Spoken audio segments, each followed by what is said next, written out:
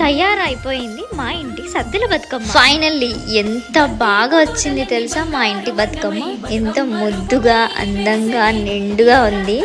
చాలా సంతోషంగా అనిపిస్తుంది నాకు ఈ బతుకమ్మ చేసిన తర్వాత. ప్రతి సంవత్సరం చేసుకుంటాము, ప్రతి సంవత్సరం ప్రతిసారి కొత్తగానే అనిపిస్తుంది. ఇంట్లో బతుకమ్మ చేస్తూ ఉంటే ఆ ఆనందమే వేరు.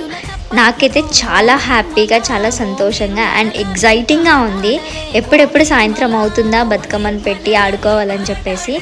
సో ఫైనల్లీ చాలా ఇష్టంగా కష్టపడి ఇష్టంతో మంచిగా బతుకమ్మను పేర్చుకున్నాము. సో ఈ విధంగా రెడీ చేసేసుకున్నాము. ఇది ఆ బతుకమ్మని చేసేటప్పుడు ప్రతి ఒక్కరూ బతుకమ్మ పాట పాడుకుంటూ బతుకమ్మని పేరవాలంట. సో నాకు కొన్ని తెలుసు, అవి మాత్రమే మనసులో అనుకుంటూ నేను బతుకమ్మని పేర్చుకున్నాను. అండ్ ఐ హోప్ మీ అందరికీ నచ్చిందని అనుకుంటున్నాను. అందరికీ బతుకమ్మ పండుగ శుభాకాంక్షలు.